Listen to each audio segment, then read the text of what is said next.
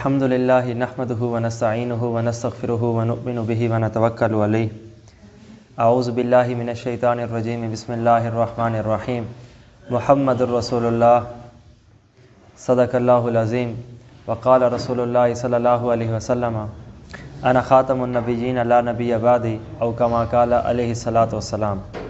ہماری بات یہاں تک ہو چکی ہے کہ ختم نبوت کا ہمارا اور ان کے معنی کیا ہے، پھر اس کے بعد قرآن پاک اور حدیث پاک کی صورت میں دلائل کیا ہیں، اور اسی کے ساتھ قادیانیت نے قرآن پاک پہ ناپاک اور ناکامیاب حملہ کرنے کی کس انداز سے کوشش کی ہے، آیات کو کس طرح گول مول کر کے پیش کرنے کی کوشش کی اور ان کے جوابات کیا تھے، اسی طرح حدیث پاک میں کیا چیز انہوں نے تبدیل کرنے کی کوشش کی، فلہذا جب کہ چونکہ چنانچہ کی مار سے کہ ہمارا ایک جو وہ ہے ایک عام آدمی وہ بھی ایک نبی بنانے کی ناپاک کوشش کی گئی، تو اس کو توڑنے کے کیا انداز سے اور کون سے جوابات تھے، الحمدللہ وہ بھی ہو چکے ہیں۔ پھر اس کے بعد قادیانیوں پہ کون سی پابندیاں ہیں جو پاکستان نے لگائی ہیں، جو پاکستان کی قانون کے تحت لگتی ہیں، وہ کون سی پابندی کا پاکستانی قانون کے مطابق کون سا نام ہے اور اس پابندی کے تحت کون سی پابندیاں آتی ہیں، کس انداز سے ہم ان کو پکڑ سکتے ہیں، تمام تر الحمدللہ ہمارے 2 دن کے اندر یہ معاملہ طے ہو چکا ہے۔ آج ہم اس بات کو پڑھ رہے ہیں کہ ختم نبوت کے معاملے پر یہ بات کہی جاتی ہے کہ تم لوگ بڑے حساس ہو، تو حساس کا مطلب جس طرح ٹچیبل، مطلب یہ کہ ابھی ٹچ کیا نہیں کوئی ہم کھڑے ہو گئے، تو آخر اس کی وجہ کیا ہے؟ پہلی بات تو یہ کہ ہاں بالکل ہے ہی ایسا، اور دوسری بات کہ ہم ایسے کیوں ہیں، تو دوستو یہ بات یاد رکھیے گا، یہ اصل ہے، یہ بنیاد ہے۔ آپس میں اگرچہ جتنے بھی اختلافات ہوں، لیکن نقطہ یہ وہ واحد ہے کہ جس پہ سارے کے سارے قوم مسلمان آ کے جمع ہو جاتے ہیں۔ مثال کے طور پہ اگر بریلوی حضرات کو دیکھ لیا جائے، مماتی حضرات کو دیکھ لیا جائے، اہل حدیث حضرات کو دیکھ لیا جائے، دیوبندی احباب کو دیکھ لیا جائے، جو بھی ہے نا، کرنے کی وجہ پیچھے مرکز یہی بتاتے ہیں، چونکہ نبی علیہ السلام نے کیا، چونکہ سنت سے ثابت ہے، تو اس تمام تر کا نقطہ نبی علیہ السلام کی ذات ہے۔ تو گویا اب غیر آ کر پہلے تو کافی ٹکڑوں میں بانٹ کر اب چونکہ مرکز ایک تھا، اس پہ بھی ناپاک حملہ کرنے کی کوشش کی گئی تاکہ آگے سارے معاملات توڑ دیے جائیں۔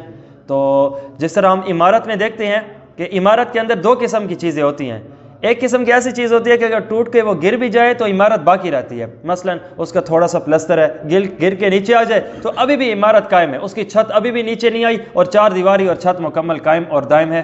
لیکن اس کے اندر چند ایک چیزیں ایسی بھی ہوتی ہیں کہ اگر وہ ٹوٹ کر خراب ہو جائے، جیسے کہ 4 پلر درمیان میں ہٹا دیے جائیں، دیوار ہٹا دی جائے، تو پھر اس کے بعد چھت کی کوئی بنیاد باقی نہیں رہتی، وہ خود بخود آ کر گر جائے گی۔ اور جسم کے اندر بھی یہی چیز ہم دیکھ لیتے ہیں کہ اگر انگلی کٹ جائے تو کوئی مسئلہ نہیں ہے، درد ہوتا ہے، نقصان ہوتا ہے، سب کچھ ہوتا ہے، لیکن انسان کی زندگی کی بقا ابھی بھی ہے۔ لیکن اگر گردن کٹ جائے تو پھر تو جس طرح یہاں پہ یہ معاملہ ہے، تو اسی طرح ختم نبوت کا دین کے اندر معاملہ ہے۔ تو یہ بہت ضروری اور اہم عمل ہے، اس کو توڑنا گویا چھت کے گرانے کے لیے دیواروں کا ہٹا دینا، ایسا جیسے گردن ہی کاٹ دینا، تو یہ وہ نقطہ ہے۔ صرف آپ اس بات سے اندازہ لگائیے کہ نماز مکمل دین نہیں، دین کا ایک حصہ ہے، ضروری ہے، تو اس کا انکاری کافر ہے، روزہ اس کا انکاری کافر ہے، زکوٰۃ اس کا انکاری کافر ہے، تو پھر کیا خیال ہے ایسے نبی کا جو یہ تمام تر چیزیں لے کر آیا ہے؟ تو اس کے انکاری کا پھر کیا معاملہ بنے گا؟ اب جس طرح فراز کے اندر 2 نمبری اور چال بازی مکاری کی جا رہی ہے، تو یہ ہمیں بات ملتی ہے کہ جو اللہ کے ولی کے ساتھ بدماشی کرتا ہے تو اللہ رب العزت فرماتے ہیں میں اس کی آنکھ ہوں، میں اس کا ہاتھ ہوں، تو گویا تم اللہ کے ولی کے ساتھ نہیں، اسے درمیان میں ہٹا لو، تم نے مجھ سے بدماشی کی ہے۔ تو پھر خود ہی سوچئے، جو بندہ صرف نبی علیہ السلام کے مطابق اپنی زندگی بسر کرنے پر اللہ رب العزت فرماتے ہیں کہ تم اس کے ساتھ نہیں میرے ساتھ بدماشی کر رہے ہو، تو جو خود نبی علیہ السلام کی گستاخی کرے تو اس کے ساتھ کا کیا معاملہ ہوگا؟ تو وہ خاک میں مل جاتے ہیں، جو خاکے بناتے ہیں، تو ان کی یہ تو آج کی پیداوار ہے، رات کی تاریکیوں کی غلطی کی پیداوار ہے۔ تو جو نبی علیہ السلام کی ذات مبارک کو ہم دیکھیں 1400 سال سے ان کا ذکر ہے، اللہ رب العزت نے قرآن پاک 30 پارہ سورۃ الم نشرح لک صدرک کے اندر مکمل بات ارشاد فرما دی مفہوم کے طور پر کہ ورفعنا لک ذکرک، اے پیغمبر جی ہم نے آپ کے ذکر کو بلند کر دیا ہے۔ اب بلند کس طرح؟ اللہ رب العزت کا نام بلند ہے، تو اللہ رب العزت نے نبی علیہ السلام کے نام کو بھی اللہ رب العزت نے اپنے نام کے ساتھ ملا دیا ہے۔ حضرت آدم علیہ السلام زمین پہ آتے ہیں، اے اللہ اب مجھ سے بھول ہو گئی ہے، مجھے معاف فرما، اور معافی مانگنے کا اسٹائل کیا ہے؟ اللہم انی اسألک بحق محمد ان تغفر لی، اے اللہ میں آپ سے محمد رسول اللہ صلی اللہ علیہ وسلم کا واسطہ دیتا ہوں، مجھے بخش دو۔ جبرائیل، آدم ابھی تم اسے کیسے جانتے ہو؟ علم اخلق، ابھی تو میں نے ان کو پیدا کیا ہی نہیں ہے۔ تو یا اللہ، جب لما خلقتنی بیدک، کہ جب تو نے مجھے میرے اپنے ہاتھ سے مجھے بنایا تھا نا، تو ورائیت علی قوائم العرش مکتوبہ، اور رفعت راسی، میں نے اپنے سر کو اٹھایا، ورائیت علی قوائم العرش مکتوبہ، میں نے عرش کے اوپر دیکھا کہ لا الہ الا اللہ محمد رسول اللہ لکھا ہوا تھا۔ تو گویا میں یہ کہہ سکتا ہوں کہ محمد صلی اللہ علیہ وسلم جو بھی ہیں وہ ایک ایسی ذات مبارک ہیں کہ جو اللہ رب العزت نے اپنے نام کے ساتھ ان کو بلند کر رکھا ہے، تو اس انداز سے بلند۔ تو انسان کی ابتدا اذان سے کان میں، تو اشہد اللہ الہ الا اللہ میں اللہ کی بات، تو اشہد ان محمد رسول اللہ میں محمد صلی اللہ علیہ وسلم کی بات۔ پھر اس کے بعد آگے آئیے تو زندگی کے 3 حصے بڑے اہم ہوتے ہیں تمام تر معاملات میں، لیکن میں ان 3 کو ہائی لائٹ کرتا ہوں: پیدائش، وفات، اور درمیان میں جوانی پر نکاح کی صورت۔ تو اگر ہم ابتدا انسان کی زندگی کی دیکھیں تو پیدائش میں اذان، اذان میں نبی اللہ رسول کا دونوں کا نام، جہاں پہ اللہ کا نام، محمد رسول اللہ کا نام۔ پھر انتہا وفات تو نماز جنازہ، سبحانک اللہم و بحمدک و تبارک اسمک، یہ تمام تر اللہ رب العزت کی تعریف۔ پھر دوسری تکبیر کے بعد کیا ہوتا ہے؟ میت کی بات نہیں کی جاتی، وہ تیسرے نمبر پہ۔ پھر اس کے بعد نبی علیہ الصلوۃ والسلام پہ درود ہے، اور اس کے درمیان میں نکاح کا خطبہ، اس کے اندر بھی، بلکہ ہر معاملے میں ہم دیکھ لیں تو بلکہ قبر کے اندر کے سوال کی بھی دیکھ لو کہ من ربک، تمہارا رب کون سا، تو دوسرا سوال ڈائریکٹ ہمارا نہیں۔ جس طرح باہر کے امام نے نماز جنازہ میں اللہ رب العزت کا نام سبحانک اللہم، دوسری جگہ پہ نبی علیہ السلام پہ درود پڑھا ہے، ڈائریکٹ میت کی بات نہیں کی۔ تیسرے نمبر پہ اللہم اغفر لحینا، اے اللہ ہمارے زندہ مردہ تمام کو بخش۔ اسی طرح جو اندر فرشتہ آیا نا، اس نے بھی پہلے من ربک، تمہارا رب کون ہے، تو چونکہ پتہ نبی علیہ السلام کے ذریعے سے لگا ہے من نبیک، تمہارا نبی کون ہے۔ پھر اس کے بعد اس کے معاملات آگے، تو پیدائش کے پہلے سے وفات کے بعد تک کے اوپر نبی علیہ الصلوۃ والسلام کا نام بلند ہے، تو ان کا نام بلند ہے۔ گویا آج اگر خوبصورت چاند کی چاندنی کو دیکھ کر اگر کوئی ایک بے وقوفی میں آ کر اگر جیلسی میں تھوک بھی پھینکے تو دوبارہ منہ پہ آئے گی۔ بات یہ نہیں ہے کہ تمہارے الفاظوں سے نبی علیہ الصلوۃ والسلام کا کچھ بگڑ ہے، الحمدللہ وہ تو ان کے شاہین تو دوبارہ نکل آئے ہیں۔ دیکھیے سوڈان میں کیا ہو رہا ہے، سوڈان میں انہوں نے مکمل اپنے ان کے سفارت خانے کو جلا دیا ہے اور انہوں نے وہ واپس کر دیا ہے۔ اچھا غیرت کی بات یہ دیکھیے، فرانس کا بندہ گستاخی کرتا ہے، چونکہ ساری اسلامی امارت اسلامیہ کی غیرت کا ٹھیکہ تو طیب اردگان نے اٹھا رکھا ہے نا، مجاہد اعظم تو اس وقت صرف وہی ہیں جو اس جیسا تو ہر ایک سادے بندے کو ہونا چاہیے تھا۔ اس شخصیت نے کھڑے ہو کے یہ اعلان کیا ہے کہ تم پاگل ہو چکے ہو، تمہارا دماغ خراب ہو چکا ہے، فلہذا کسی صحیح ڈاکٹر سے اپنا علاج کرو۔ یہ بات طیب اردگان نے کی ہے، تو اب فرانس کے صدر نے خود اپنے اس جو ترکی کے اندر جو سفارت خانہ تھا اسے بند کرا کے اپنے سفیروں کو واپس کر لیا ہے۔ وہ جاہل انسان آج اپنی ذات کے اوپر بات برداشت نہیں کر سکتا، پتہ نہیں ہمارے کیسے سینے ہیں کہ آج بھی مسلم امت چھپ کر کے بیٹھی ہے۔ تو نبی علیہ الصلوۃ والسلام گویا یہ بات، جس طرح ایک شاعر نے لکھا تھا نا یہ بات کہ جب میں اپنی قلم سے نبی علیہ الصلوۃ والسلام کی تعریف لکھتا ہوں شعر کے ذریعہ سے، تو یا رسول اللہ میں اپنے شعر کے ذریعہ سے آپ کی تعریف کو بڑھاتا نہیں ہوں، بلکہ آپ کی تعریف سے اپنے شعر کو میں عظمت بخشتا ہوں۔ تو یہاں پہ بھی یہی بات ہے، بھائی ہم نے کوشش نہیں کرنی، ہم کون ہوتے ہیں نبی علیہ الصلوۃ والسلام؟ اللہ رب العزت نے جو ان کو مرتبہ و مقام دے دیا ہے، پھر ہے کوئی ان جیسا؟ کائنات انسانیت میں نہ ان سے پہلے کوئی تھا، اب آدم اسلام ہے، کائنات کے ابو الانسان ہیں، انسانیت کے ابو ہیں اور ابو الانبیاء ہیں، لیکن وہ بھی جب اللہ رب العزت سے دعا مانگتے تو اے اللہ مجھے نبی علیہ الصلوۃ والسلام کے واسطے، تو گویا وہ ہم ان کی شان کو نہیں بڑھاتے، اپنے جسم کو تھوڑا سا یوز کر لیں، اپنا تھوڑا پسینہ بہا لیں، اپنی تھوڑی زبان بول لیں، اپنے ہی تھوڑا ذہن میں سوچ کر کچھ نہ کچھ تو عمل کر لیں، تو گویا ہمارے لائق ہمارے جو معتاد ہیں ہم ان کی ذہن سازی کر سکتے ہیں امن کے ساتھ، تو ان کی ذہن سازی کریں گے، یار غیرت میں آؤ، موٹیویٹ کر لیا تھوڑا سا، اس دکان پہ جا کر وہ چیز جو لو جو ہوتے ہیں وہ ان کے کمپنی کے بسکٹس ہیں وہ نہ لیں۔ احتجاج کا کوئی تو مثبت صورت ہم نکال سکتے ہیں، نہ صرف اس دکان پہ وہ نہ لیں، دکاندار کو کہیں کہ اگلی دفعہ یہ چیز پڑی ہوگی تو ہم آپ سے چیز آگے خریدیں گے نہیں۔ تو جو ہو سکتے ہیں وہ تو ہم کر لیں، تاکہ کل قیامت کے دن جو پیر ذوالفقار صاحب کہتے ہیں نا کہ جب کل قیامت کے دن اللہ رب العزت پوچھیں گے کہ وہ کہے گا یا اللہ مجھے جہنم سے نکال، ذرا کوئی مجھے نیکی تو دکھاؤ، یا اللہ نیکی کچھ نہیں ہے، تو اللہ رب العزت پوچھیں گے چلو سوچو کچھ ایسا کیا تھا، یا اللہ ایسا بھی نہیں کیا، چلو کچھ ایسا تو نیکیوں میں وہ بالکل آہستہ آہستہ تھوڑا تھوڑا کرتے ہوئے، چلو یہ نہیں تو یہ، چلو زیادہ محنت والا نہیں تو تھوڑی محنت والا، کچھ نہیں کیا یا اللہ کچھ نہیں، چلو ذرا سوچو کبھی زندگی میں ایک لمحہ دعا بھی کی تھی، یا اللہ اچھا بنا دے، ہاں چل جنت میں۔ تو پتہ چلا ہمارے لیے کچھ کوشش ہے کہ جس کا ذریعہ ہمیں جنت مل سکتی ہے، رب کی معرفت مل سکتی ہے، تو یہاں پہ تھوڑی سی ہم محنت کے اوپر اللہ رب العزت کے یہاں اچھے بن سکتے ہیں۔ کمال اس ذات کی، اس نے ہم سے نتیجے مانگے ہی نہیں ہیں، کر لو کوشش، دل صاف کر لو، نتیجے میں پیدا کروں گا، معاملات میں آسان کر لوں گا۔ تو اگر ایسے معاملے ہم طے کر لیں ہمارے لیے معاملات آسان ہو جاتے ہیں۔ اپنی غیرت کا اظہار بھی تو کچھ ہوتا ہے یار، تو وہ غیرت کے اظہار ضروری ہے، صرف اس کی دل کے اندر رکھنا کافی نہیں ہے، ضروری ہے، کافی ہے پر ضروری ہے پر کافی نہیں ہے۔ آگے بڑھ کے کچھ اور بھی تو معاملات بنائے۔ کائنات انسانیت کے اندر جس کو بھی عہدہ ملتا ہے تو دو چیزیں ہیں وہ بالکل محدود ہوتی ہیں، کم ہوتی ہیں، تھوڑی ہوتی ہیں۔ نمبر ایک ڈیوریشن، ٹائم، اختیار کا جو ٹائم ہے وہ کم ہے، جیسے کہ ہمارے وزارت عظمیٰ وہ کس طرح ہے 5 سال، اس سے زیادہ تم صدر یا وزیر اعظم نہیں رہ سکتے، تمہارا معاملہ 5 سال کے بعد ختم۔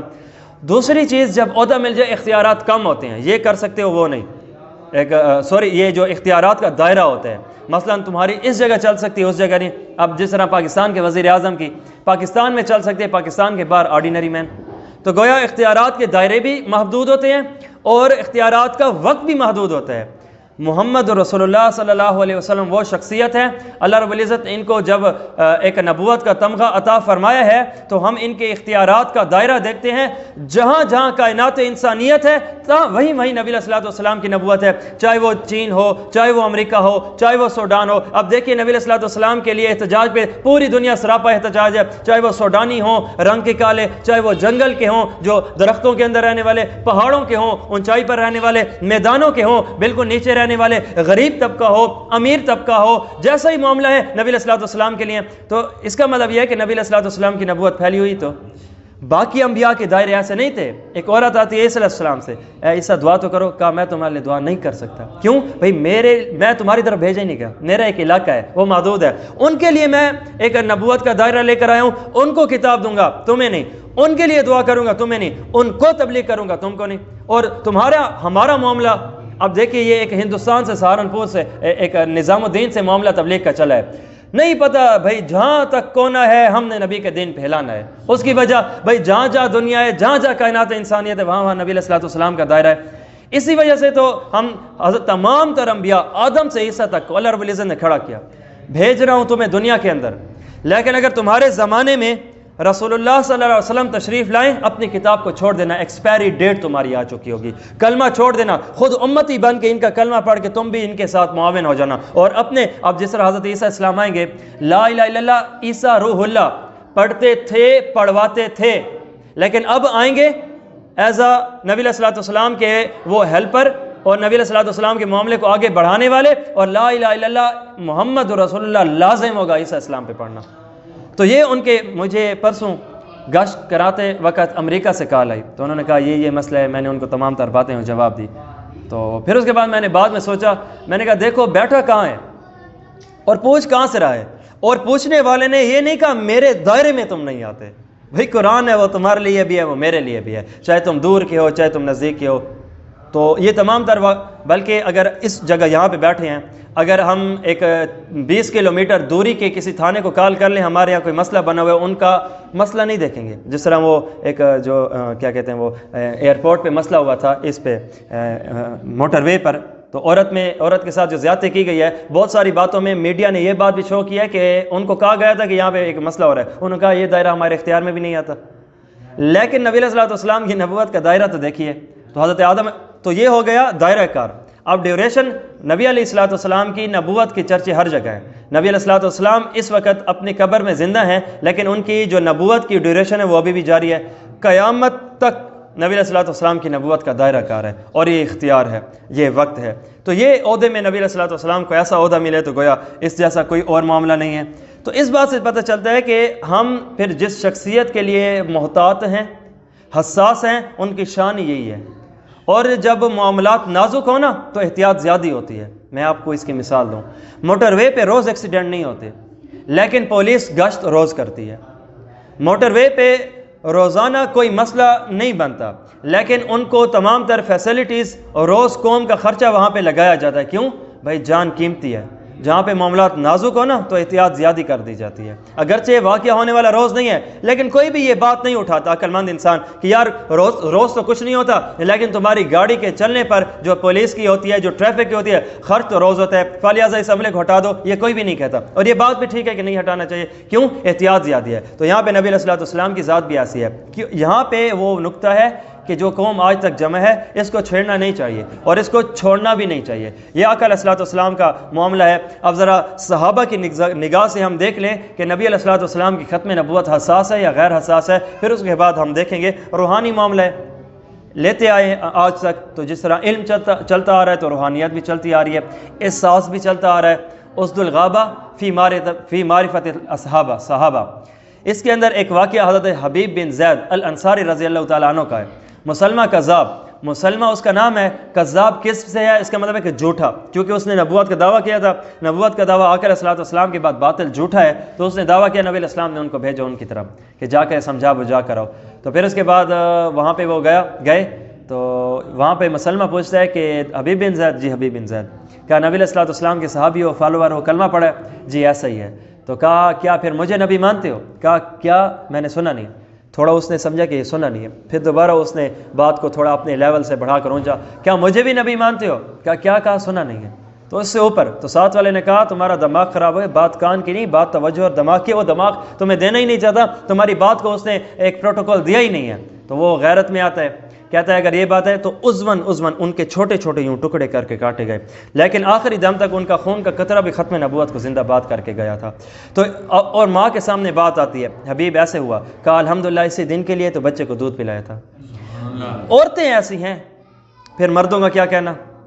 یہ وہ زمانہ ہے کہ جو گویا میں یوں کہوں کہ جب ختم نبوت پہ آنچ آئی ہے، صحابہ میدان میں آئے ہیں، جب صحابی پہ بات ہوئی ہے، رسول اللہ میدان میں آئے ہیں، تو گویا میں یوں کہوں کہ عظمت صحابہ کی دفاع کرنا سنت رسول اللہ ہے، اور نبی علیہ السلام کی ختم نبوت کا دفاع کرنا سنت صحابہ ہے۔ تو گویا کوئی ایک جو نبی کی دفاع کر رہا ہے تو وہ صحابہ کے نقش قدم، اور جو صحابہ کا دفاع کر رہا ہے وہ نبی کے نقش قدم پہ چل رہا ہے، دونوں جنت تک لے جانے والے راستے ہیں۔ یہ وہ تمام تر واقعات ہیں، بلکہ میں اس سے بڑھ کے آگے آپ کو بتاؤں، تابعی ہیں ابو مسلم خولانی، ایک تابعی ہیں، ان کا اصل نام ہے عبداللہ اسود انسی، یہ دوسرے نمبر کا دجال کذاب جھوٹا نبی تھا، دعوے دار تھا۔ تو اس کے پاس یمن کا ہے، اور وہاں پہ پیدائش ان کی یمن میں ہوئی تھی، مسلم خولانی کی، عبداللہ ان کا اصل نام۔ اسود انسی کہتا ہے کہ مجھے نبی مانتے ہو؟ کہ جس کے لیے ہم نے کلمہ پڑھا ہے اپنی نسلوں کو قربان کریں تو اس کے مقابلے میں کوئی اور جچتا نہیں ہے، تیری کیا اوقات؟ تو اس پہ غصے میں آیا تو اس نے آگ جلائی، اور حضرت مسلم خولانی یعنی عبداللہ ان کو آگ کے اندر ڈال دیا۔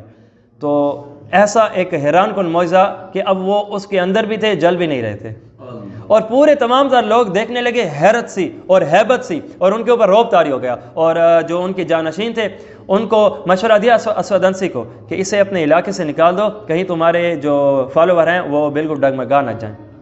ان کو نکال لیا جاتا ہے۔ تو جن کے لیے یہ تڑپ اور یہ تکلیف انہوں نے برداشت کی تو مدینہ چلے آئے۔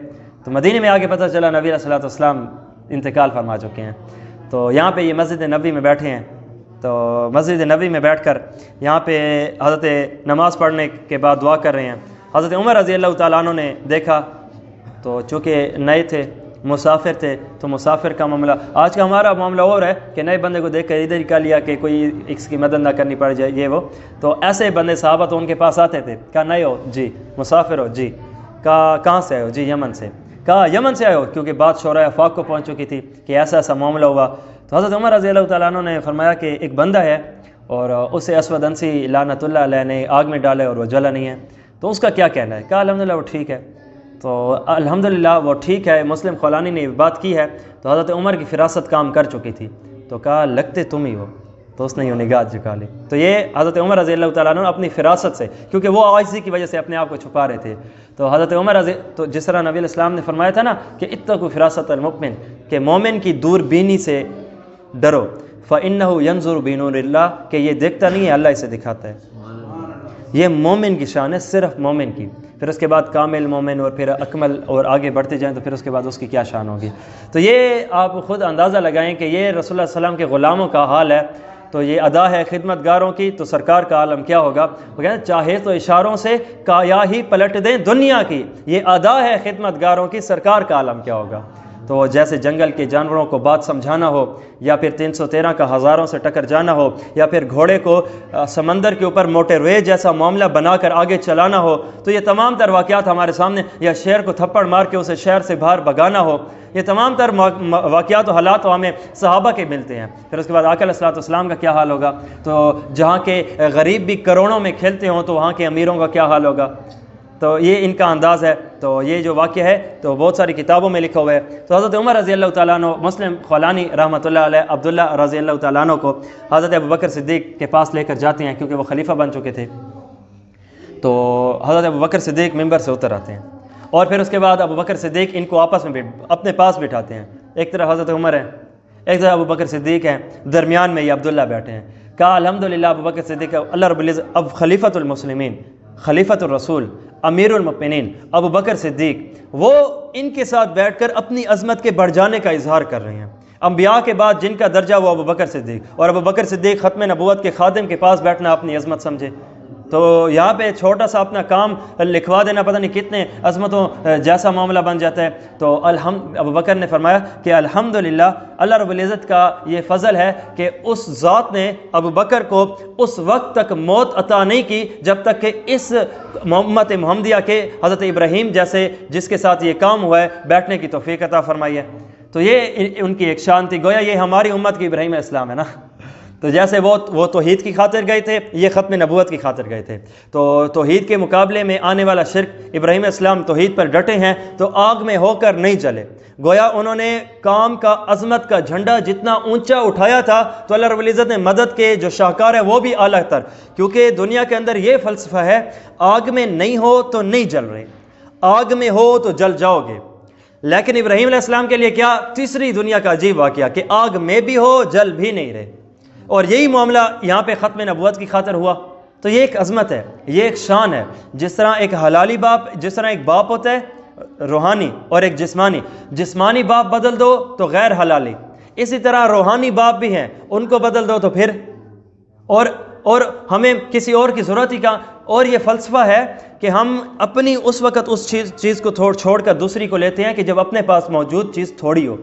نبی علیہ السلام سے بڑھ کے کوئی نہیں ہے، میں نے آپ کو دائرہ اختیار کا معاملہ ان کے سامنے کھول کے رکھ دیا ہے، ان جیسا تو کوئی بنتا ہی نہیں ہے۔ تو پھر اس کے بعد ہم دیکھیں اب ایک اہم ترین اس مسئلے کی حساسیت کے اوپر آپ کے سامنے میں بات کرنے لگا ہوں۔ آپ صلی اللہ علیہ وسلم توحید کا جھنڈا اٹھاتے ہیں، 23 سال کی محنت ہے، 23 سال کی محنت، 13 سال مکے میں، 40 سال میں، کیونکہ نبوت سیرت کورس میں ہم نے الحمدللہ مکمل کھولا تھا۔ نبی علیہ الصلوۃ والسلام کی 63 سالہ زندگی میں جو 40 سالہ اظہار نبوت آ کا اعلان فرمایا، باقی 23 سال بچتے ہیں، 13 مکہ میں اور 10 مدینہ میں، یہ 23 سال بنتے ہیں۔ آقا علیہ الصلوۃ والسلام نے دین کی خاطر صحابہ کو بھی ساتھ لگایا ہے، اور صحابہ کو ساتھ لگا کر نبی علیہ الصلوۃ والسلام نے جنگیں کی ہیں، غزوات کی ہیں، تمام معاملات کی ہیں۔ تو اس کے اوپر نبی علیہ السلام کے 23 سال کے عرصے میں دین کو بچانے کی خاطر جو اصحاب پیغمبر شہید ہوئے ہیں، ان تمام تر اصحاب پیغمبر شہداء کے اگر ہم تعداد کو اکٹھا کریں تو 289 290 سے نہیں بڑھتے، یعنی 300 کی تعداد کو نہیں جاتے۔ اب ذرا ابوبکر صدیق کے دور خلافت میں آتے ہیں، یہاں پر ہم دیکھتے ہیں ختم نبوت کا معاملہ ہے، مسلمہ کذاب ہے، حضرت ابوبکر صدیق ہیں، مارکہ جمامہ یہاں پہ مارکہ لڑتے ہیں جن میں حضرت اکرمہ ہیں، حضرت شرحبیل ہیں اور حضرت خالد بن ولید ہیں، یہ بڑے بڑے صحابہ کرام ہیں، کمانڈ سنبھالتے ہیں ختم نبوت کی خاطر۔ اس ایک میدان میں صرف ایک ہی جنگ میں رسول اللہ صلی اللہ علیہ وسلم کی ختم نبوت کی خاطر جتنی جانیں جو شہید ہوئی ہیں نا، وہ 1200 سے زیادہ صحابہ کرام شہید ہوئے ہیں، جن میں 700 قاری قرآن اور حافظ قرآن تھے، جن میں 70-80 کے قریب بدری صحابہ تھے، جو تمام تر صحابہ میں افضل ترین اصحاب پیغمبر کہلاتے ہیں۔ تو مکمل دین کو نبی علیہ السلام کے 23 سال میں بچانے کے لیے 300 سے کم تعداد ہے جو اصحاب پیغمبر کی شہید ہو رہی ہے، اور صرف ایک ہی میدان میں ختم نبوت کی خاطر اصحاب پیغمبر کی شہید ہونے والی تعداد 1200 کے قریب جا کر بنتی ہے۔ تو مجھے بتائیے اس مسئلے میں جب صحابہ کرام حساس ہیں تو پھر ہم کیوں نہ ہوں؟ جب نبی علیہ الصلوۃ والسلام نے یہ نقطہ ہی اس اسٹائل سے دیا، اس انداز سے دیا، اور یہ بنتی ہے بات، کہ جو جس کی جتنی عظمت ہوگی ہم اس کی خاطر اتنی جانیں قربان کریں گے. اور جان کیا ہمارے اگر یہ نسلیں بھی ہوں تو ہم قربان کرنا اور قربان کر کے الٹا اللہ رب العزت کے سامنے ہم ایک شکریہ کا معاملہ چلائیں گے. یا اللہ شکر ہے کہ تو نے اس مقدس راستے کی خاطر تو نے ہمیں چنا ہے. کیوں؟ کل قیامت دن اللہ رب العزت کو ہم نے ذات نہیں دکھانی, یہ چہرہ نہیں دکھانا, کس منہ سے دکھائیں گے؟ امام مالک رحمۃ اللہ علیہ فرماتے ہیں اور لوگو جب تم زندہ ہو, تمہارے دلوں میں نبی علیہ السلام کی محبت کی شمع جل رہی ہو, اور اس وقت کوئی قوم اٹھے اور رسول اللہ صلی اللہ علیہ وسلم کی شان میں گستاخی کرے, پھر تمہیں زندہ رہنے کا حق نہیں بچتا. وہ غزوہ احد کا مقام ہے. نبی علیہ السلام کے صحابی مکمل نبی علیہ السلام کو بچاتے بچاتے شہید. شہادت سے کچھ وقت پہلے ادھر آؤ, عین جنگ کا میدان. کہا جی, کہا اگر تم زندہ رہے اور نبی علیہ السلام کو کچھ ہو گیا تو کل قیامت کے دن تمہارا کوئی اللہ کے یہاں کوئی عذر نہیں چلے گا. تو گویا ہماری زندگیوں کا مقصد ہی نبی علیہ السلام کی ذات کا دفاع ہے. تو کون اتنا ایک اعلیٰ ہے؟ آج ہم موجود ان بندوں کا نام نہیں جانتے جو غستاخ ہیں واضح طور پر, تمام تر کانوں نے سنا ہو, تمام تر آنکھوں نے دیکھا ہو. لیکن آج سے 1400 سال پہلے کے ایک شخصیت ہے جن کے سر اور داڑھی مبارک میں بال کتنے سفید ہیں معلوم ہو, جن کا چلنا معلوم ہو, جن کی آنکھ مبارک میں بغیر سرما لگایا سرمگی آنکھ ہو موجود ہو, تمام تر جسم مبارک کی چاہے وہ سیرت ہو چاہے وہ صورت ہو, 63 سال کا مکمل محفوظ ہونا ایک حیران ہو جائے. تم نے آج سے 1400 سال پہلے ایک ذات کو محفوظ کرنے کی خاطر 1400 سال سے پہلے سے اب تک کی تمام نسلوں کو محفوظ کر لیا. الحم کی الف پر زبر سے من الجنت والناس کی سین کی زیر تک کے اوپر حروف تو حروف ہم نے زبر زیر کو محفوظ کر رکھا ہو, تو یہ حیرانگی کی انتہا نہیں ہے؟ کیا یہ معجزے کا اظہار نہیں ہے؟ تو یہ تمام تر معاملات جو ہیں ہمیں نبی علیہ السلام کی ختم نبوت سمجھاتی ہیں. ہمارے فیصل آباد مدرسے میں حضرت علامہ خالد محمود PhD لنڈن رحمۃ اللہ علیہ تشریف لائے. اگر میں ان کو عقل کا بادشاہ کہوں تو یہ جھوٹ نہیں ہے. ایسے عجیب تر معاملات کو الجھے ہوئے فلسفوں کو یوں ہی حل کر دینا. تشریف لائے, اپنا تعارف فرمایا, پھر اس کے بعد اپنا تعارف فرمانے کے بعد کہا میں باہر انگلینڈ لنڈن میں رہتا ہوں اور وہاں پہ, اور اگر کوئی یہ چاہتا ہے کہ پاکستان میں دین کا کام کرے تو قرآن حدیث پر تمہاری گہری نظر ہونی چاہیے, کیونکہ طلبہ سے بات کر رہے تھے تو اس سٹائل سے بات کر رہے تھے. اور اگر تم چاہتے ہو کہ مغرب کی دنیا میں دین کا کام کرو تو تمہیں سیرت پہ گرفت ہونی چاہیے, نبی علیہ السلام کا اٹھنا بیٹھنا تمام تر معاملات, یہ بات فرمائی. پھر اس کے بعد آخر میں ارشاد فرمایا کہ ہم ایک جگہ گئے, وہاں اپنے لنڈن میں ہی ایک ہسپتال تھا, وہاں پہ ہم گئے, اور چونکہ ہمارے ایک ساتھی تھے جاننے والے, وہ بیمار ہوئے مسلمان, تو وہاں کی عیادت کے لیے تو میں نے چند ایک بندوں کو بھی لے لیا اپنے ساتھ. اور چونکہ وہ 3 پیس پہنے ہوئے, مطلب یہ ہے کہ دل میں اگر کوئی پوچھ لے تو وہ مسلمان ہے, وگرنہ اظہار میں کوئی کمی نہیں تھی کہ وہ غیر جیسے دکھ رہے تھے. تو میں نے ان ساتھیوں کو بھی اپنے پاس بلا لیا, تو میں نے کہا چلو ان کی عیادت پہ جاتے ہیں. تو وہاں پہ ہم گئے ہسپتال میں. جیسے ہی گیا, چونکہ میرے گیٹ اپ سے اگلے آرام سے پہچان لیتے ہیں, کل جیسے بات ہوئی تھی آئیڈینٹی شناخت, تو اس نے آرام سے مجھے پہچان لیا کہ میں مسلمان ہوں, اور مسلمانوں کو کوئی بڑا ضرور ہوں, کیونکہ ان کی بڑی زبردست قسم کی ایک ٹوپی ہے, جبہ ہے, مکمل خوبصورت لباس, تو جیسے اسلامک اسکالرز کا ہوتا ہے. تو انہوں نے کہا آر یو مسلم؟ تو میں نے کہا یس. تو پھر اس کے بعد میں نے بھی اس کو اس کے گیٹ اپ سے پہچان لیا. تو وہ جس طرح ایک وہاں کے عیسائیوں کے چھوٹے مولوی کو تو مولوی کہتے ہیں اور بڑے کو پاپ کہتے ہیں, تو پریسٹ, وہاں وہ بندہ تھا. تو اس نے مجھے کہا کہ یہ ہسپتال دیکھ رہے ہو اتنا خوبصورت ہے, اگر تم اس کی خوبصورتی دیکھنا چاہتے ہو تو اگر اپنا آپ چہرہ بھی زمین میں دیکھنا چاہیں تو ماربل میں آپ کو اپنا چہرہ تک دکھے گا. یہاں پہ اعلیٰ تر زبردست قسم کے بہترین اعلیٰ اور عمدہ ڈاکٹر ہیں, اور نرسوں کو دیکھو تو ان کے اخلاق کا معاملہ, اور اگر آپ تمام تر فیسلٹی کو دیکھو تو آپ حیران ہو کر رہ جاؤ. تو آپ کو پتہ یہ کیوں ہے؟ کہا کیوں؟ تو خالد صاحب کو وہ کہنے لگا اس لیے کیونکہ ہم عیسائی ہیں, عیسائی عیسیٰ کے ماننے والے ہیں, اور عیسیٰ علیہ السلام کو اللہ رب العزت نے جو معجزہ عطا فرمایا تھا نا, وہ طب سے ریلیٹڈ تھا, وہ ڈاکٹری فیلڈ جیسا تھا, جیسے اندھوں کو ایک نابینا کو بینا کر دینا, اور اسکن کینسر برس کے بندے کو ایک یوں ہاتھ پھیرنا اور وہ مکمل اس کا ٹھیک ہو جانا, مردے کو بھی زندہ کر دینا. تمام تر باتیں ہمارے سامنے قرآن اس بات کا گواہ ہے. کہا اس وجہ سے آج یہ آپ ایک فیسلٹیز آپ مریضوں کو آرام سے مہیا ان کے معاملات کو کرنا تمام تر اس وجہ سے ہے کہ کیونکہ ہم عیسیٰ کے ماننے والے ہیں, اور عیسیٰ السلام تشریف لائے تھے, ان میں یہ معجزہ تھا. اب عیسیٰ گئے ہیں, معجزہ بھی چلا گیا ہے, لیکن تمام تر وہ معجزہ جو اللہ رب العزت نبی کو دیتے ہیں تو نبی کے چلے جانے کے بعد قوم میں معجزے کا اثر باقی رہ جاتا ہے. اس وجہ سے ہم میں یہ اثر باقی ہے, فلہذا الحمدللہ آج ہم بہترین قسم کے طب کے ماہر ہیں. تو اور پھر اس کے بعد آگے کہا تمہیں پتہ ہے چلو یہ تو ہم ایک ماہر ہیں ایک میڈیکل میں، اس کی وجہ یہ ہے کہ عیسیٰ کے ماننے والے اور ان کا یہ معجزہ تھا اور معجزے کا اثر قوم کے اندر. اور اب میں آپ مسلم کو بتاتا ہوں کہ آپ لوگ دہشت گرد کیوں ہیں، وائی آر یو ٹیررسٹ. تو کہا ایکسپلین دیٹ، کیوں ہم کیوں ایک ٹیررسٹ دہشت گرد ہیں، ذرا وہ بتاؤ. کہا کیونکہ تمہارے نبی نے تلوار اٹھائی تھی اور جنگیں کی تھی اور جنگ کر کے لڑائی کر کے وہ تو چلے گئے اور تلوار کا اثر آج بھی تمہاری قوم میں وہ باقی ہے، اس وجہ سے تم دہشت گرد ہو. تو خالد صاحب کہتے ہیں مجھے افسوس اس کی بات پہ نہیں ہوا، کیوں مجھے پتہ ہے کہ وہ جس مزاج کے اس نے باتیں ایسی ہی کرنی ہیں. نالائق سے کب ہمیں امید ہے کہ اس نے 100/100 نمبر لینے ہیں، لیکن جب لائق اگر 50 نمبر بھی لے لے نا 100 میں سے تو دل دکھتا ہے گرچہ پاس ہو. کیوں تم سے امید زیادہ تھی. تو میرے پیچھے جو بندے جن کو میں لے کر آیا تھا وہ کہنے لگے یس یس یو آر رائٹ کہ ہاں آپ ٹھیک کہہ رہے ہو آپ ٹھیک کہہ رہے ہو. خالد صاحب نے یوں موڑ کے دیکھا، کہا یار اس کی تو بات بنتی ہے تمہیں کیا ہو گیا. کہا حضرت ٹھیک تو کہہ رہے ہیں. کہا اگر ٹھیک کہہ رہے ہیں یہ تو ان کا تبصرہ سوال ہے، مجھ سے سنا ہے میں مانتا، میں کہتا میرے پاس جواب نہیں ہے، تو پھر اس کے بعد آپ کہتے ہیں ہاں یار ہمارا بھی ہار چکا ہے اور بات تمہاری بھی ٹھیک ہے. اگرچہ اس کی بات عقل کو لگ رہی ہے ایک مرتبہ، ہر سمجھ آنے والی بات بھی تو ٹھیک نہیں ہوتی، ذرا تبصرہ تو کرنے دو ہمیں بھی. کہا ٹھیک ہے جی کیجئے. کہا یہاں پہ جو بندہ آتا ہے آپ کیا کرتے ہیں. کہا ہم صحت دے کے واپس بھیج دیتے ہیں. کہا جب صحت دے کر جو واپس بھیجتے ہو کیا دوبارہ بیمار نہیں ہوتا. کہاں ہوتا ہے. کہا لیکن پھر ہم اسے دوبارہ صحت دے دیتے ہیں. کہا جب آپ اسے صحت دے کے بھیجتے ہو پھر کبھی تو بیمار ہوتا ہے نا. کہا ہاں پھر بھی ہمارے پاس بیمار ہو کے آتا ہے. کہا پھر ہم اسے صحت دیتے ہیں. کہا پھر بھی تو بیمار ہوتا ہے. تو یہ لگا رہتا ہے نا. کہا ہاں. کہا اس سے پتہ چلا تمہارے اندر اثر عارضی ہے.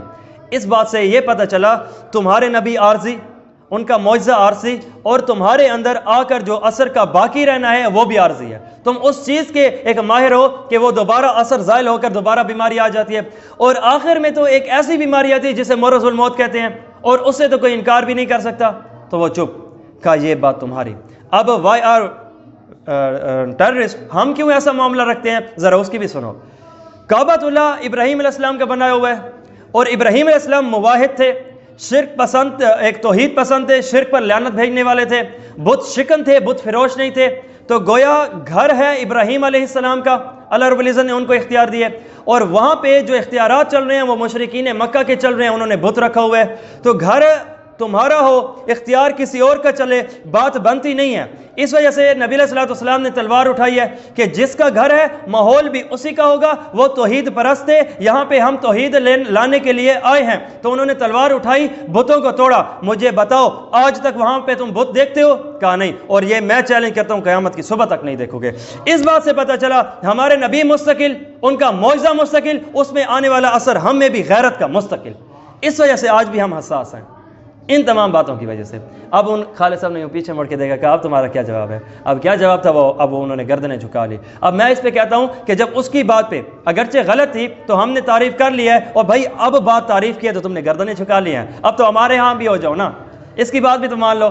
تو یہ تمام اس لیے کہتے ہیں سوالوں سے متاثر ہونے کی بجائے جوابوں سے متاثر ہوا کرو. ہماری بات غیر بتائے متاثر نہ ہو، متنفر نہ ہو، ہمارے پاس ہو. بھائی ہم ہیں تو ہماری بات ہے تو ہم سے سنو. نبی علیہ السلام ہے، عورت ہے، گٹھڑی اٹھائی ہوئی ہے مکے سے باہر. امی جان جی کہاں کا ارادہ؟ کہا باہر جا رہی ہو. کہا آپ مسافر ہیں، بڑی بھی ہیں، زور زیادہ ہے، مجھے دے دیں آپ کا، میں ایک گٹھڑی اٹھا لیتا ہوں. نبی علیہ السلام نے اٹھا لیا. اس عورت کو نہیں پتہ نبی علیہ السلام ہے. کہا ٹھیک ہے اٹھا لو. تو جیسے ہی سٹی مکہ سے باہر لے گئے تو نبی علیہ السلام نے ان کو گٹھڑی دی. تو اس پر اس نے کہا تمہاری کیا مزدوری ہے؟ کہا ہم مزدوریوں کے لیے کام نہیں کرتے، ہم جس کے مزدور ہیں اللہ رب العزت ہیں وہ، اور وہ ہمیں مکمل دے دیتے ہیں، ہم آپ سے لینے کے وہ نہیں ہیں، بس ہم نے تو احساس کے طور پہ. کہا ٹھیک ہے بچے تم نے میرے ساتھ اچھائی کی ہے، تو اچھائی کے بدلے میں جو میں تمہیں ایک اچھی نصیحت کرنے لگی ہوں. مکہ میں ایک انسان آیا ہوا ہے جس کا نام محمد ہے، اور وہ لوگوں کو ورغلاتا ہے نعوذ باللہ، اور ایسے تر باتیں کرتا ہے کہ لوگ اپنے باپ دادوں کے دین کے شرک پسند دین کو چھوڑ کر اور ان کے توحید پرست کے اندر آ جاتے ہیں. فلہذا اس کی باتیں نہ سننا. کہا امی جان آپ نے اس کو دیکھا ہے؟ کہا نہیں دیکھا تو نہیں ہے. کہا آپ نے اس کو سنا ہے؟ کہا نہیں. کہا اس کے بارے میں سنا ہے. کہا یہی بات ہو گئی کہ کسی کے بارے میں سنو تو نتیجہ اور ہے، کسی کو سنو تو نتیجہ اور ہے. میں ہی محمد ہوں. یوں کہا بیٹا یہی گٹھڑی اٹھاؤ اور مجھے دوبارہ مکہ لے چل. یہ اخلاق سے متاثر، کل ان کے بارے میں سنا تھا، آج ان کو سنا ہے. ان کو سنو نتیجہ اور ہوگا، ان کے بارے میں سنو نتیجہ اور ہوگا. اس لیے غیر سے متاثر، میڈیا سے متاثر. تو پھر اس کے بعد اب تو گویا اس سے پتہ چلتا ہے مزاج ہمارا کیسے ہے. آج بھی ہم دیکھ لیں، چاہے وہ یوٹیوب ہو، چاہے وہ فیس بک ہو، چاہے وہ جس چیز کے بھی ہو، ان کے لائکرز دیکھو آپ، ان کے فالوورز دیکھو وہ زیادہ اور علماء کے دیکھو تو وہ اس جیسا پروٹوکول نہیں. تو اس سے پتہ چلتا ہے ہماری قوم کا مزاج کیسے ہے. تو قوم کے مزاج کو بدلنے کی ضرورت ہے. تو وگرنہ 313 جیسے وعدے آج بھی ہیں، رب وہی ہے، وہ نہیں بدلا. تو رب کی مخلوق بدلی ہے. تو دوبارہ ہم پیچھے پلٹ کے آ جائیں. وہ کہتے ہیں نا کہ تم لوگ انتہا پسند ہو، انتہا پسند ہو. بھائی انتہا پسندی اچھی بات ہے. انتہا پسندی کا مطلب کیا ہے؟ انتہا پسندی کا مطلب ذرا میں آپ کو سمجھاتا ہوں. انتہا پسندی کا مطلب یہ ہے کہ ایک بچہ نرسری پریپس ایک 1 سے شروع ہوا ہے کلاس سے، اب کیا راستے میں 10ویں 11ویں پہ چھوڑ دے یا ایم اے مکمل کمپلیٹ کر لے، M Phil P H D تک جائے؟ تو پی ایچ ڈی تک جانا انتہا ہے، اور یہ انتہا پسندی ہے. تو درمیان پسندی نہیں ہے. ہم جب کوئی کام دیکھتے ہیں اعلیٰ ہے تو ہم انتہا پسند ہے، مکمل کرتے ہیں. قرآن پاک شروع کیا ہے تو کیا درمیان میں چھوڑ دینا یا مکمل پڑھنا؟ رمضان کے روزے رکھے ہیں، کیا درمیان میں چھوڑ دینا یا انتہا کو لے جانا؟ تو یہی تو انتہا پسندی ہے. تو گویا ہم انتہا پسند ہیں. انتہا کا پسند کا مطلب کیا ہے کہ جو ٹھیک کام کو شروع کرو آپ اس کو مکمل اس کی منزل تک لے کر جاؤ. بھئی اسلام آباد جانا ہے تو کیا تلگنگ پہ اتر جائیں گے؟ بھئی انتہا پہ لے کر جائیں گے، آخر جا کے اس کے پوائنٹ کو ٹچ کریں گے. یہی انتہا پسندی ہے. ہر معاملے میں انہوں نے جو لفظ نکالا ہے تو میں نے اس کا اگر پازیٹیو معنی لینے کی کوشش کریں، جس طرح میں نے آپ کو کل کہا دہشت گرد، اس کا معنی کیا ہے؟ تو غیر کے اندر روب کا بٹھانا. تو تمام تر ان واقعات اور حالات کو دیکھ لیں، ہمارے لیے یہ بات سمجھ آتی ہے. تو یہ اس سوال کا جواب تمام تر باتیں کہ ہم حساس کیوں ہیں. اب آپ بتائیے کیا اس معاملے پہ حساس ہونا چاہیے یا نہیں؟ صرف اس بات کے اوپر کہ ایک اگر کسی کو کہہ دیا جائے کہ تمہارا باپ یہ نہیں وہ ہے، تو اب وہ 4 میں اگر یہ بات کر لی جائے تو پھر کیا بنے گا؟ تو مجھے آپ بتائیے کہ اس کی غیرت للکاری جائے گی. جب جسمانی باپ کے بدلنے پر، سوال کرنے پر غیرت میں انسان آتا ہے تو پھر کیا خیال ہے محمد رسول اللہ صلی اللہ علیہ وسلم کے بارے میں؟ تو اس کے اوپر کوئی بات ایسی نہیں ہوگی. تو یہ تمام تر وہ واقعات و حالات ہیں کہ جس کے اوپر ہمیں نبی علیہ الصلوۃ والسلام کے ساتھ مخلص رہنا چاہیے. ٹھیک ہے ایک مسلمان جیسا تیسا بھی ہے، لیکن یہ ہے کہ غیر کو کس نے اجازت دیا کہ تم ہمارے گھر میں داخل ہونے کی ناپاک کوشش کرو اور یہ تمام تر معاملات کو خراب کرنے کی کوشش کرو؟ تو یہ تمام تر اشارے ہیں کہ یہ معاملہ جو ہے حساس ہے، ختم نبوت کا ہو یا گستاخی رسول کا ہو. اب ایک آخری نقطے کو ہم ٹچ کرنے لگے ہیں حضرت عیسیٰ علیہ الصلوۃ والسلام کے متعلق، کہ ان کے ساتھ بھی ہمارا بہت بڑا ایک مشہور پھڈا ہے قادیانیوں کے ساتھ. حضرت عیسیٰ علیہ الصلوۃ والسلام کے متعلق کی بات کہ حضرت عیسیٰ علیہ الصلوۃ والسلام جو ہیں ان کے متعلق ان کا کیا نظریہ ہے، ہمارا کیا نظریہ ہے. چونکہ بات بھی حضرت عیسیٰ علیہ الصلوۃ والسلام سے کی درمیان میں آ چکی ہے.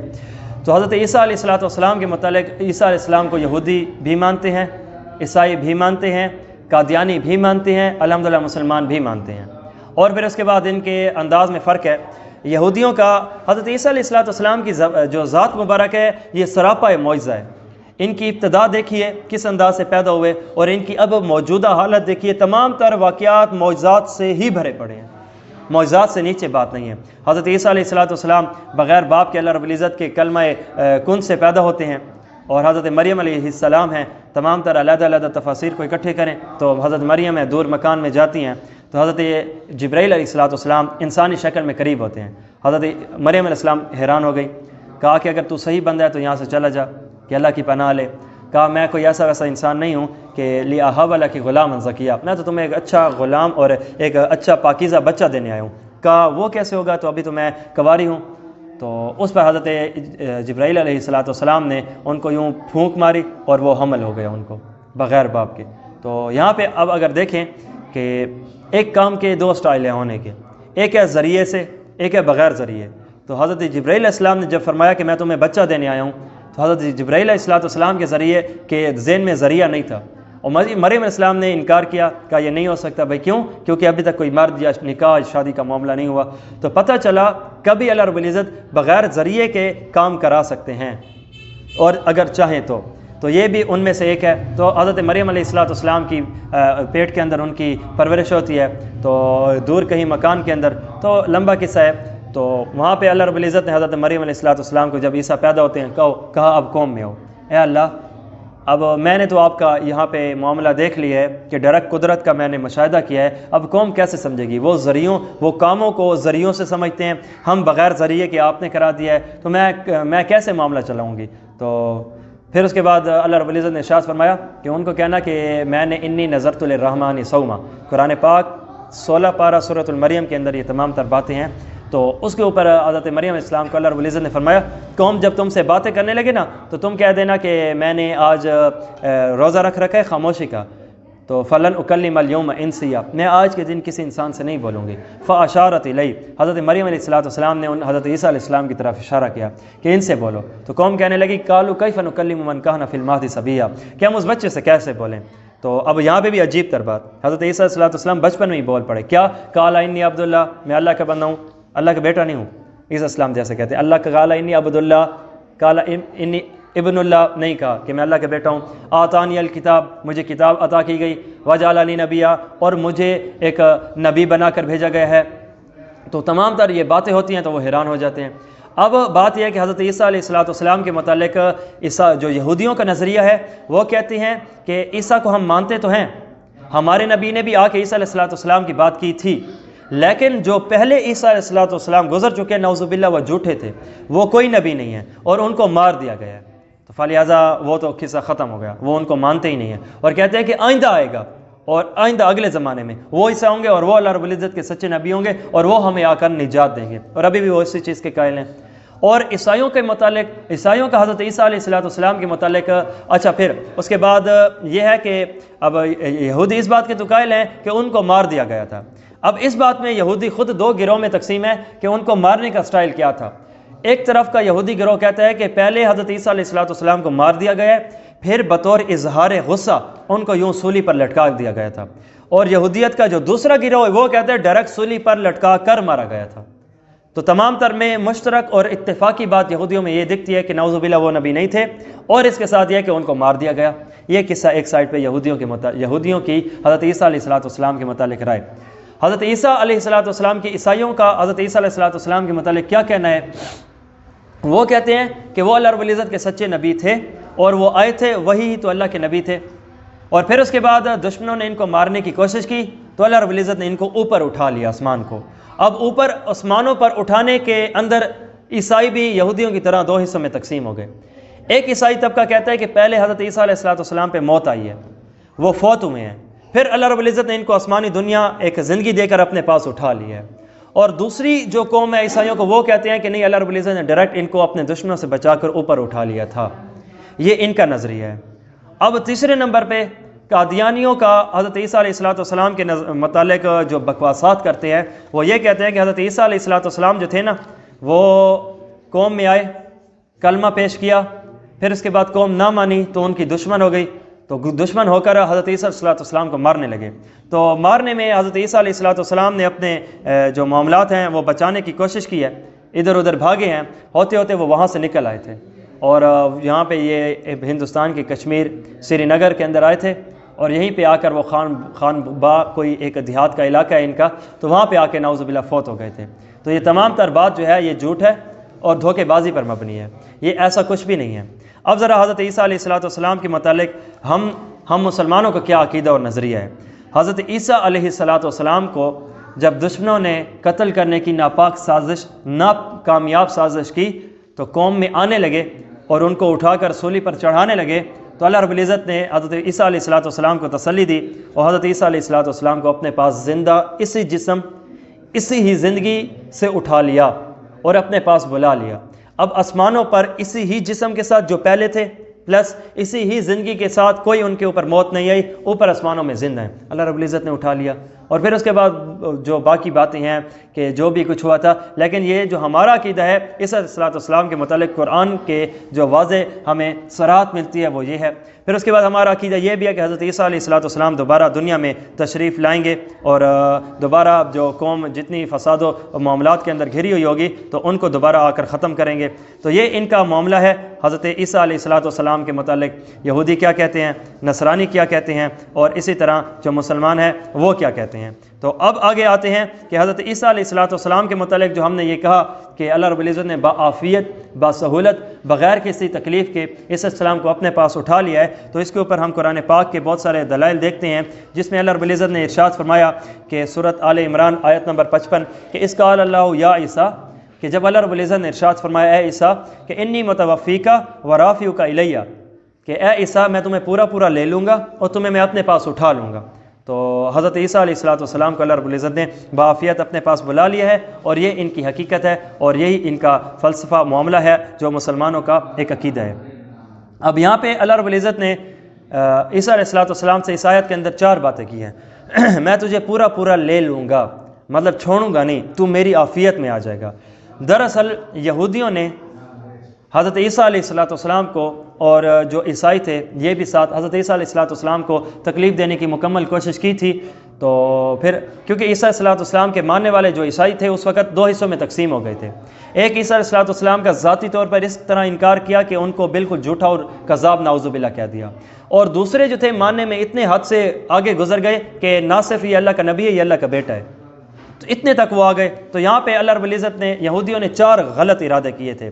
نمبر 1 کہ عیسیٰ علیہ السلام کو پکڑیں گے، اس پر آیت میں اللہ رب العزت نے ارشاد فرمایا میں تجھے پورا پورا لے لوں گا، یہ تجھے ہاتھ بھی نہیں لگا سکتے۔ اور دوسرا، اور طرح طرح کے عذاب دے کر ان کو قتل کریں گے۔ تو اللہ رب العزت نے اس پر اس آیت کے اندر تسلی دی، اور تجھے میں اپنی طرح آسمان پہ اٹھا لوں گا۔ اب ذرا ہے کسی میں ہمت کے ہاتھ اٹھا سکے۔ تیسرا یہودیوں کی بات یہ تھی، اور پھر خوب رسوا اور ذلیل کریں گے۔ اس پر اللہ رب العزت نے حضرت عیسیٰ علیہ السلام سے ہر ایک زیادتی کے بدلے میں اللہ رب العزت نے ہر ایک تسلی دی ہے۔ تیسرے نمبر پہ، اور تجھے کفار و یہود کے شر سے بھی بچا لوں گا۔ جب آسمان سے بھی لے لیا، اوپر بھی لے لیا، اپنے پاس بلا لیا، اب کیا معاملہ بچتا ہے؟ تیسرا، اور اس سے ذریعے ان کے دین کو فنا کریں گے اور ان کا کوئی تابع دار نہیں بنے گا۔ تو اس پر اللہ رب العزت نے وعدہ کیا تیرے متبعین کو تیرے دشمنوں پر قیامت تک غالب رکھوں گا۔ اب جب عیسیٰ علیہ السلام دوبارہ دنیا میں تشریف لائیں گے نا، تو حضرت عیسیٰ علیہ السلام کے ماننے والے جو عیسائی ہیں وہ ختم ہو جائیں گے، اور ختم ہونے کے 2 اسٹائل ہیں۔ نمبر 1، عیسیٰ السلام فرمائیں گے جس کا انتظار تھا وہ میں تھا۔ تمام تر حدیث میں میری رنگت کی باتیں، میرے گھنگریالے اور کرلی اور اسٹریٹ بالوں کی باتیں، میرے اوپر سے نیچے آنے کی باتیں، کس چیز پر آؤں گا، کس چادروں میں آؤں گا، کس رنگت میں آؤں گا، تمام تر باتیں ہیں پڑھی، وہ ملاؤ میں ہوں۔ تو اس پر عیسائی 2 قسم میں تقسیم۔ نمبر 1 کے قدموں میں گر پڑیں گے، اور عیسیٰ علیہ السلام عیسائیت کی دعوت دیں گے یا مسلمان ہونے کی، تو گویا عیسائی ختم ہوں گے مسلمان ہو کر، ایک۔ اور دوسری چیز کہ جو ضد میں آئیں گے پھر ان کی سزا یہ وہی ہے جو آج کفار کا علاج ہونا چاہیے، تلوار، گولی۔ تو یہ ہوگا گویا جو بھی ہے نا ختم ہوں گے۔ اب اسٹائل یہ ہے کہ یا تو متبعین ہو کر، فالوور ہو کر ختم ہوں گے، یا دوسرا معاملہ ہوگا۔ تو یہاں پر یہ بات ہے کہ اللہ رب العزت نے حضرت عیسیٰ علیہ السلام کے متعلق یہ بات فرمائی ہے۔ اور دوسری آیت جو قرآن پاک کی ہمیں بتاتی ہے، وَمَا قَتَلُوهُ یقینا، حضرت عیسیٰ علیہ السلام کو دشمن جو قتل کرنے آئے تھے، وَمَا قَتَلُوهُ یقینا، واضح طور پہ میں اللہ کہہ رہا ہوں قتل نہیں کیا۔ اے اللہ پھر عیسیٰ السلام گئے کہاں ہیں؟ تو بر رفعہ اللہ الیہ، میں نے بلا لیا ہے، اپنے اوپر اٹھا لیا ہے، تو اپنے پاس بلا لیا ہے۔ تو حضرت عیسیٰ علیہ السلام جو ہیں وہ انہی کے پاس ہیں۔ یہ تو 2 آیتیں ہو گئی کہ جس کے ذریعے سے ہمیں پتہ چلا اللہ رب العزت نے بعافیت حضرت عیسیٰ علیہ السلام کو اوپر اٹھا لیا ہے۔ اب ذرا آ جاتے ہیں حدیث پاک پر، کہ حدیث پاک ہے کہ حضرت عیسیٰ علیہ السلام کے متعلق کیا خوبصورت سٹائل سے نبی علیہ السلام نے ایک گویا جیسے ہم دیکھ رہے ہوں کہ عیسیٰ السلام اتر رہے ہیں۔ دمشق کی جامع مسجد کی سفید مشرقی مینار پر حضرت عیسیٰ السلام ایک زرد رنگ کی چادر اور اپنے یوں 2 بازوؤں کو فرشتوں کے 2 پروں پر لٹکائے ہوئے، اور ایسے ان کے بالوں سے جیسے موتی گرتے ہوئے، اور وہ پانی گرتا ہوا، پانیوں کا قطرہ یوں جیسے ایک نہائے ہوئے ہوں، اور آپ کو یوں لگے جیسے وہ موتی گر رہے ہیں۔ ان کے بال بالکل اسٹریٹ بھی نہیں کہ سیدھے ہوں، بالکل کرلی جو گھنگریالے نہیں ویسے بھی نہیں، اس کے درمیان میں خم اور بل کھائے ہوئے۔ تو دوبارہ مسلمان سیڑھی لگا کے حضرت عیسیٰ علیہ السلام کو نیچے اتاریں گے، کتنی وضاحت کے ساتھ۔ اور یہاں پہ حدیث پاک میں الفاظ آتے ہیں کہ اللہ رب العزت نے ارشاد فرمایا کہ وہ نازل ہوں گے۔ ایک ہے عربی میں، ایک ہے آنا، ایک ہے اترنا، نازل ہونا۔ جو آسمان سے آتی ہے اسے نازل کہتے ہیں، جو زمین سے زمین کا سفر کر کے آتا ہے اسے ہم آنا کہتے ہیں۔ تو آنے کو عربی میں جاء کہتے ہیں، اور نازل ہونے کو عربی میں نازلہ کہتے ہیں، نازلہ ینزلو۔ تو یہاں پہ حدیث پاک میں اگر ہم الفاظ دیکھیں نا تو نازلہ کے فرمائے گئے ہیں، جا کے نہیں فرمائے گئے، تو اس سے بھی اس بات کی طرف اشارہ ملتا ہے۔ اچھا، ایک یہاں پہ بھی ایک اشارہ ہے، آپ اگر دیکھو کہ آسمانوں سے اتریں گے اور برق کی رفتار سے اتریں گے، گویا ہمارا یہ پلک کا جھپکنا تو دیر لگے گا، لیکن آسمانوں سے نیچے آنے پر دیر نہیں لگے گی۔ لیکن ڈائریکٹ زمین پہ نہیں اتریں گے، مینار پہ اتریں گے، مسلمان سیڑھی لگائیں گے اور وہ نیچے اتریں گے۔ کیوں؟ اتنے کوسوں کلومیٹر، ہزاروں کلومیٹر کا اگر سفر بآسانی کر سکتے ہیں تو کیا نہ تو ان کو پیٹرول کی ضرورت، نہ تو ان کو تھکاوٹ کا معاملہ، تو وہ نیچے نہیں اتر سکتے۔ اس بات سے اشارہ مل رہا ہے کہ اب تم ذرائع کی دنیا میں آ رہے ہو۔ اس وجہ سے حضرت جبرائیل السلام کو مریم نے کہا تھا کیسے بچہ ہوگا، ذریعہ تو ہے نہیں، ٹھیک ہے۔ تو یہاں پہ بھی اللہ رب العزت نے ذریعہ اپنایا، کیا کہ حضرت عیسیٰ علیہ، اور حضرت عیسیٰ علیہ السلام کو بھی تعلیم ہے، اے عیسیٰ اب تک تمہاری سوچ وجود تھا، لیکن اب تم اس عالم سے نکل چکے ہو، اس عالم میں آ چکے ہو۔ اس عالم کی شان یہ ہے کام اور نتیجے کے درمیان میں ذریعے کا اختیار کرنا۔ بھوک کا مٹنا یہاں پر کھانے کے ذریعے سے ہوگا، کام بھوک مٹانا، مقصد کیا ہے کہ تاکہ تکلیف نہ ہو۔ تو یہ جو معاملہ ہے درمیان میں ذریعہ اپنانا، کھانا، پھر اس کے بعد معاملہ جا کر طے ہوتا ہے۔ تو یہ حضرت عیسیٰ علیہ السلام کے متعلق بتایا گیا ہے۔ آگے حضرت عیسیٰ علیہ السلام کے متعلق دوسری حدیث ہے، فرمایا گیا ہے کہ مجھے مسلمانوں، نبی علیہ السلام حضرات صحابہ کو فرما رہے ہیں کہ مجھے تم یہ بتاؤ کہ اس وقت تم مسلمانوں کی خوشی کا کیا عالم ہوگا کہ جب حضرت عیسیٰ علیہ السلام تمہارے اندر نازل ہوں گے، اور اس عالم میں کہ وہ امامکم منکم، کہ امام بھی تمہارے اندر کا ہوگا، یعنی حضرت مہدی کی طرف اشارہ ہے۔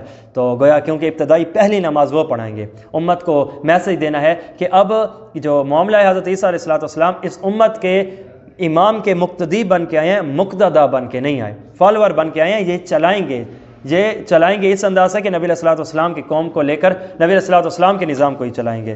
تو یہ ان کا ایک معاملہ ہوگا۔ تو حضرت عیسیٰ علیہ السلام کے متعلق آگے بھی فرمایا گیا ہے کہ حضرت ابو ہریرہ سے روایت ہے، نبی علیہ السلام فرماتے ہیں کہ تمام تر جو انبیاء ہیں ان کی مثال آپس میں بھائی بھائی جیسی ہے، اور بھائی آپس میں تین قسم کے ہوتے ہیں، جن کے ماں باپ ایک ہوں، اور جن کی مائیں تبدیل ہوں، اور ماں باپ ایک ہو۔ جب ماں باپ ایک ہو نا، جس طرح عام اسٹائل ہمارے علاقوں میں چلتا ہے، ماں بھی ایک ہے باپ بھی ایک ہے، اسے کہتے ہیں حقیقی بہن بھائی۔ اور اگر ماں چینج ہو، باپ اوپر ایک ہو، کیونکہ اس ایک باپ نے نیچے 2 شادیاں کی ہوں 2 الگ عورتوں سے، کیونکہ 4 کی تو اجازت ہے بیک وقت، تو اس اعتبار سے اس کو اللاتی بہن بھائی کہتے ہیں، تو اللاتی آئین سے۔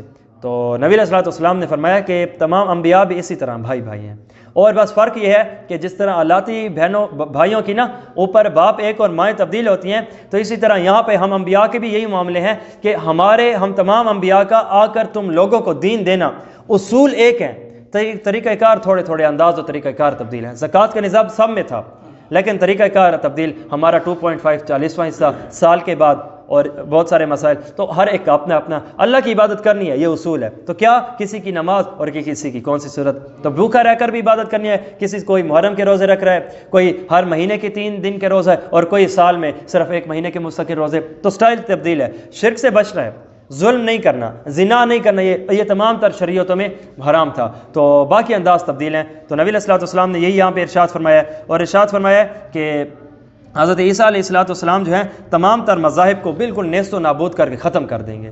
تو میں نے عرض کیا کہ ختم کرنے کے 2 ہی انداز ہوں گے، ماننے والے مسلمان ہو گئے تو جو پہلے مذہب پہ تھے وہ والا مذہب ختم، یا جو نہ ماننے والے ہیں تو پھر ان کے خلاف تلوار اٹھائی جائے گی۔ تو ہر وقت تلوار کو اٹھانا اس کا مطلب ہے دہشت گردی نہیں ہوتا، حق کی خاطر لڑنے کو مجاہد کہتے ہیں، مرنے والے کو شہید کہتے ہیں، اور اس کے نظام کو پاکیزہ نظام کہتے ہیں، اور اللہ رب العزت کا اس کے ہاں بہت بڑا مرتبہ ہے۔ تو یہ حضرت عیسیٰ علیہ السلام کا معاملہ ہوگا۔ تو جیسے ہی تشریف لائیں گے دجال سامنے کھڑا ہوگا، تو فلسطین کا ایک دیہات ہے لد، تو وہاں پہ حضرت عیسیٰ علیہ السلام دجال کو آ کر قتل کریں گے، اور دجال کی یہ خاصیت ہوگی، عیسیٰ کو دیکھے گا نمک کی طرح پگھلے گا اور بھاگنے کی کوشش کرے گا۔ تو گویا آج اسے وہاں پہ علماء کہتے ہیں کہ وہاں پہ ایک بہت بڑا ایئرپورٹ بھی بن چکا ہے۔ تو نبی علیہ السلام نے فرمایا مقام لد کے دروازے پر آ کر ان کو، شہر لد کے دروازے پر آ کر قتل کریں گے۔ تو شہر کا دروازہ یا تو بسوں کے لیے بس سٹینڈ اڈا ہوتا ہے، یا تو اگر مزید اضافی ٹیکنالوجی کو کریں تو ہم ایک ایئرپورٹ کہہ لیں۔ گویا پھر علماء اس کا نقشہ حدیث پاک کی صورت میں یہ کھینچتے ہیں کہ اس لد مقام پر حضرت عیسیٰ علیہ السلام کو دور سے دجال دیکھے گا، لد مقام کی طرف ایئرپورٹ کی طرف بھاگے گا تاکہ جہاز پہ بیٹھ کے چاہنے لگوں، تو حضرت عیسیٰ علیہ السلام پیچھے آ کے ان کو پکڑ لیں گے اور ادھر ہی ان کو آ کر قتل کریں گے۔ اور پھر اس کے بعد دین اسلام ایک ایسی خوبصورتی میں کہ مکمل عالم، جس طرح آج تو چند ایک مسلم ممالک ہیں، جہاں زمین جہاں انسان وہیں اسلام وہیں قرآن، مکمل تمام تر۔ امیر بندہ زکوٰۃ لے کر گھوم رہا ہوگا، لالا گھنچا اور لالا میں نے کوئی اپنی زکوٰۃ ہے، کوئی غریب ملی دماغ السامے، اس انداز کو کوئی غربت نہیں ہوگی، اور تمام تر عدل و انصاف سے دنیا بھر چکی ہوگی، جس طرح کہ آج 2 نمبری اور دھوکے بازی سے بھری ہوئی ہے، قلم بک چکے ہوں، زبانیں جو ایک ریبورٹ کی طرح طوطے کی طرح بولی جاتی ہوں، بولی لگائی جاتی ہو، کچہری کے قریب جائیں، ہاں لالا کیری گواہی دیونی بھی، اگر ایک چوری کی گواہی ہے تو 100 روپے کی، اگر قتل کی گواہی ہے تو پھر 1000 روپے کی، یہ بکتے ہیں۔ انسان کی اچھائی اور برائی کا، کسی کو کوئی کہتے ہیں نا یار وہ بندہ کیویں ہے، جسم کے تمام تر حصوں کی خوبصورتی نہیں پوچھی جا رہی ہوتی، سوٹ کا سٹائل اور کلر نہیں پوچھا جا رہا ہوتا، زبان پوچھی جا رہی ہوتی ہے، زبان دل کی ترجمان ہوتی ہے کہ یار یہ کیسا، وہ کہتا ہے اچھا ہے یا برا ہے۔ اچھا کا مطلب ہے کردار کا اچھا ہے، برے کا ہم نے کتنی مرتبہ ایسے دیکھے جو بدصورت ہوتے ہیں لیکن اخلاق میں، کردار میں، گفتار میں اعلیٰ ہوتے ہیں، خوبصورت لگنے لگ جاتے ہیں. اور اگر کوئی خوبصورت ہو، بدتمیز ہو تو نگاہ سے گر جاتا ہے، کوئی بولنا پسند نہیں کرتا. تو کیوں؟ خوبصورتی اصل خوبصورتی ہے، اور وہ کیا ہے؟ دل کی، کردار کی خوبصورتی. تو مجھے آپ بتائیے کہ جہاں کے ضمیر ایسے ہوں جو پیسے پہ حقیقت بیچ دیتے ہوں، نظریہ تبدیل کر دیتے ہوں، پھر ان کے معاملے کیا ہوں گے؟ تو تمام تر یہ جو چیزیں ہیں دھوکے پہ، جھوٹ پہ مبنی ہیں. اس اصلاۃ والسلام کا دور اس سے خالی ہوگا اور انصاف سے بھرا ہوا ہوگا، اور پھر آہستہ آہستہ آتا دور ہر اس سے اگلا، اس کے پچھلے سے زیادہ برا ہوتا جائے گا. پھر اس کے بعد قرآن پاک بھی اٹھا لیا جائے گا، اسلام مذہب بھی ختم ہو جائے گا. یہ جو حضرت آپ نے کہا ہے کہ پورے عالم میں اسلام ہوگا، یہ کتنا عرصہ رہے گا؟ حضرت عیسیٰ علیہ الصلوۃ والسلام کی زندگی کے متعلق بھی کہ عیسیٰ علیہ السلام جب تشریف لائیں گے، کفار سے لڑیں گے تو وہ ختم ہوں گے، ختم یا تو فالوور ہو کر یا تو جہاد کر کے، اور تمام تر دنیا کے اندر اسلام پھیل جائے گا. ایک بات. اور پھر اس کے بعد یہی بات ان کے ساتھ رہے گی. عیسیٰ السلام یہاں پہ تشریف لائیں گے، یہاں پہ نکاح فرمائیں گے، کیونکہ ابھی نکاح نہیں ہوا.